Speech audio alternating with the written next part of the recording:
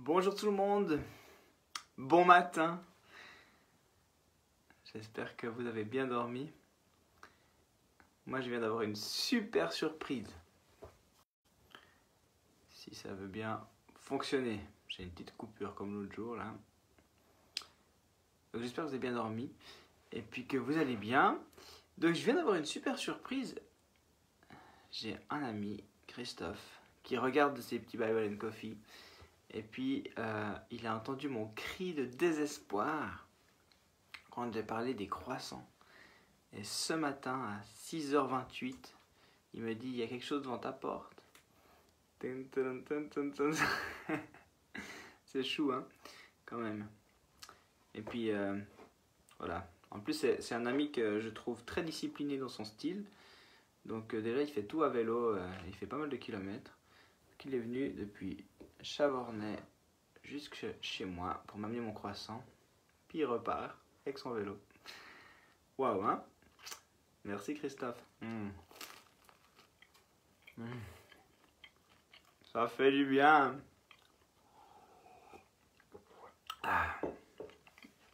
Bon, quand le confinement sera terminé, on fera un Bible and Coffee tous ensemble. Et puis on prendra des croissants, ok? Maintenant, je vais essayer de parler avec la bouche pleine. J'espère que ça va aller. Non, je garderai la fin pour après. On va passer aux choses sérieuses.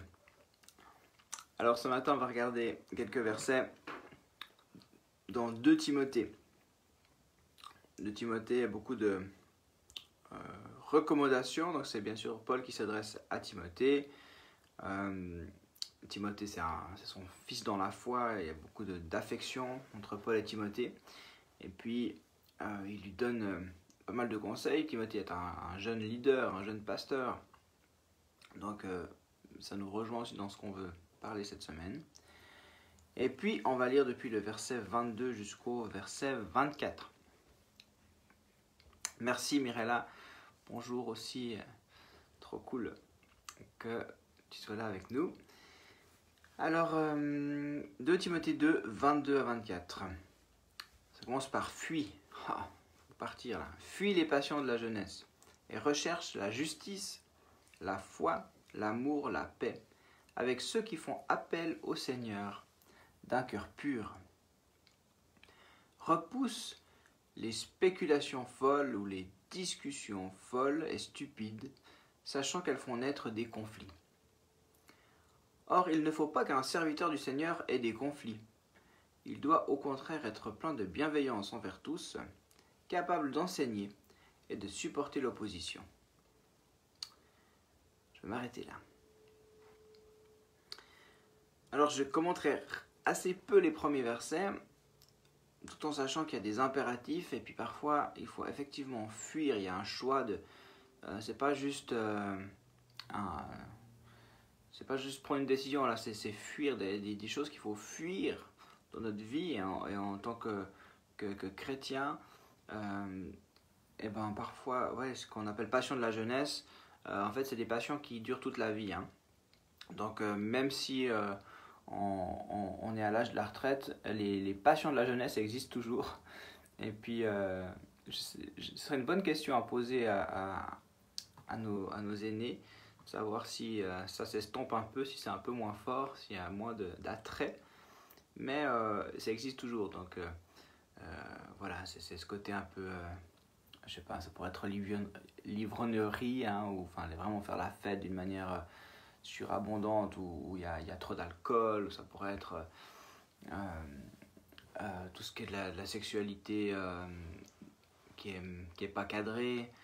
Enfin voilà, on pourrait mettre beaucoup de choses dans ces passions de la jeunesse. Mais disons qu'il y a un appel vraiment à se centrer sur Jésus, sur l'essentiel. Et puis donc justice, foi, amour et paix.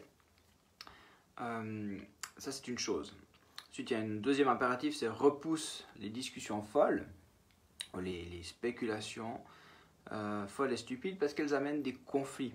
Puis c'est vrai que vous avez sûrement déjà remarqué, il y a des fois des discussions qu'il faut presque éviter, parce que si on entre là-dedans, eh ben on voit que ça mène en fait à nulle part. Moi, ça peut nous arriver, je sais pas, dans des repas, ça peut peut même des repas communautaires, hein, ça peut être des repas de famille, ou juste avec des gens dans la rue, comme ça. Ben, selon les sujets qu'on prend, personne ne va être encouragé, personne ne va comprendre de nouvelles choses, on va juste être énervé, quoi. Donc effectivement, il y a des discussions qu'il faut parfois éviter, et surtout que des fois il y a des discussions, enfin moi je vois des gens qui peuvent venir avec une discussion, en fait ils ont déjà la réponse, donc ils veulent absolument pas ton point de vue, mais ils veulent juste soulever ou mettre le conflit. Donc ils veulent juste montrer qu'ils sont pas d'accord avec toi, et puis si ça peut faire un conflit, ils sont tout contents. Donc là, il faut discerner et dire ok, ça sert juste à rien de répondre, et puis on peut accepter que l'autre ait son point de vue sans rentrer dans la discussion. Mais les conflits, c'est un sujet, donc après il dit bah, c'est pas bon qu'un serviteur du Seigneur ait des conflits. Et puis moi ça m'a toujours fait réfléchir. Donc ça voudrait dire que si je prends plutôt serviteur, on va parler de serviteur leader, d'accord?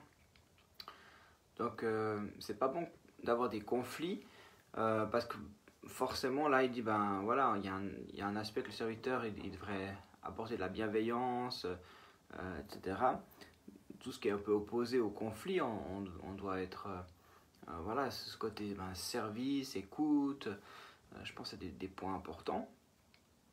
Mais parfois c'est traître. En fait, ce que j'aimerais dire ce matin par rapport au conflit, c'est qu'il faut savoir pourquoi on ne rentre pas dans un conflit. Et moi, ça ne m'a pas toujours été utile de ne pas confronter. Parce que, en fait, j'ai parfois évité les conflits. Pas parce que Paul disait à Timothée, ne faut pas avoir de conflit, bien que ça pouvait appuyer un petit peu ça. Mais c'était plutôt par peur, en fait. J'ai envie de dire presque par lâcheté.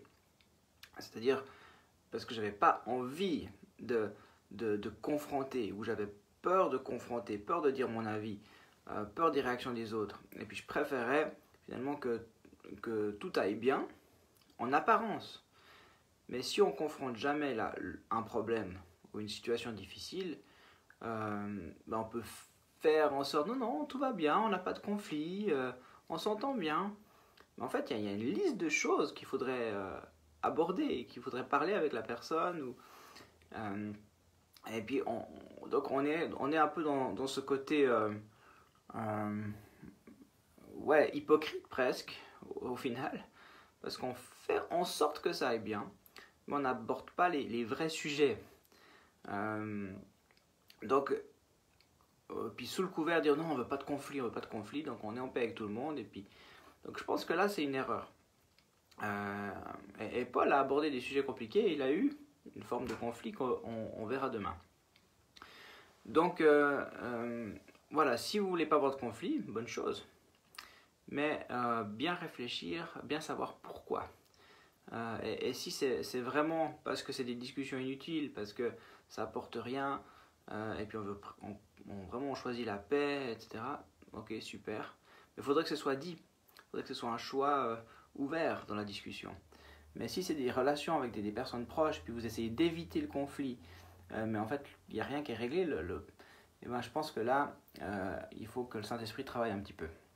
Vous pouvez l'inviter là.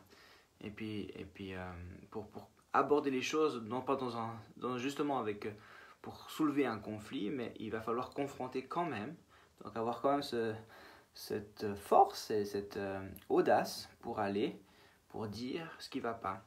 Et pouvoir ensuite avoir une discussion construite qui va amener quelque part.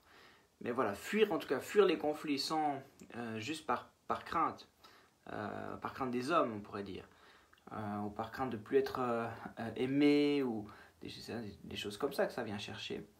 Là, je pense que c'est pas juste.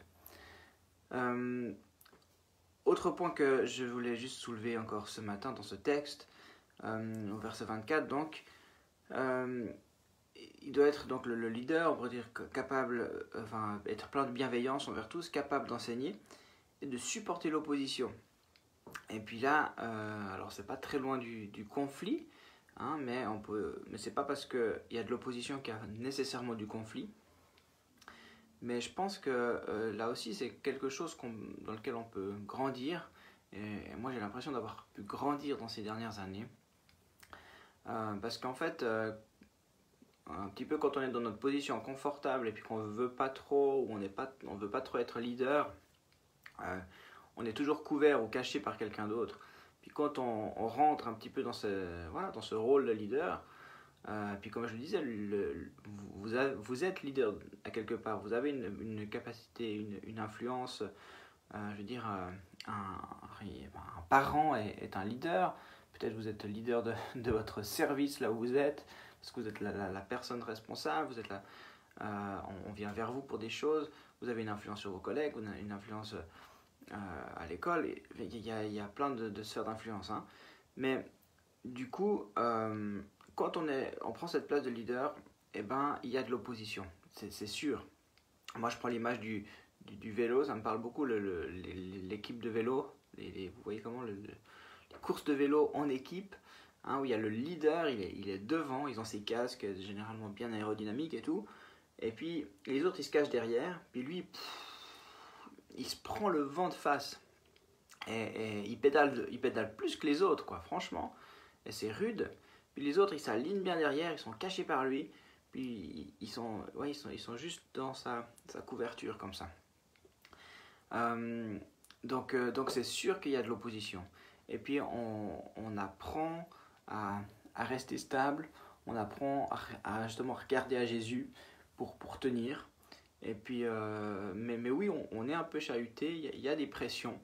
Et ça, on peut vraiment apprendre à y faire face sans se laisser ébranler. Parce que quand on le sait, en fait, ça vient changer les choses. On dit, ben oui, forcément, lorsque j'avance dans la direction que Jésus me montre, et ben il y a de l'opposition, forcément.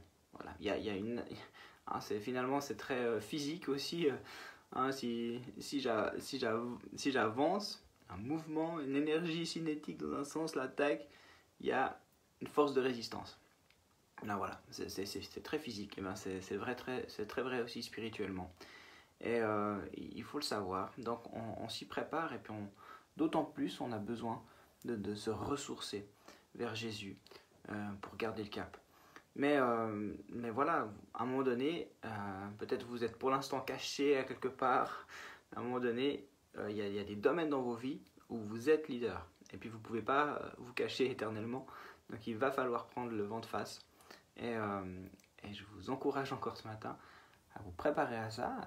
Il y a de l'opposition, c'est sûr, mais si on ne veut pas d'opposition, alors on reste chez soi, on ne fait rien, et puis on n'avancera pas. Donc, c'est ça. Voilà. Alors, je ne sais pas ce que vous vivez, mais en tout cas, je vous encourage à tenir bon dans ces domaines-là, et puis à ne pas avoir peur du conflit, tout en ayant ce cœur de bienveillance. Ce qu'il faut aborder, il faut aborder. Et puis, si pour vous, les passions de la jeunesse, c'est une difficulté encore aujourd'hui, n'allez pas par 4 chemins, fuyez. C'est quand même la meilleure des choses parfois, hein, c'est vraiment ça, il ne faut pas trop essayer de trouver un compromis entre qu'est-ce qui est passion de jeunesse, qu'est-ce qui ne l'est pas. À un moment donné, tenez-vous avec des gens qui aiment Jésus, et puis ça va vous faire grandir. Yes, je termine parce que mon croissant là, il commence à sécher. On prie ensemble. Père, merci pour ce petit moment encore, la simplicité avec toi. Merci pour ta parole qui est tellement riche. Et Seigneur, je veux vraiment demander une grâce particulière pour tous ceux qui ont, comme moi, avant eu peur de confronter, qui ont peur de dire des vérités qu'il faut aborder par peur du conflit. Seigneur, je prie que tu puisses, Saint-Esprit, préparer ces domaines pour qu'ils puissent aborder avec ta paix, avec la présence de ton esprit, ces sujets, sans entrer justement dans des discussions folles ou dans des conflits qui n'apportent rien.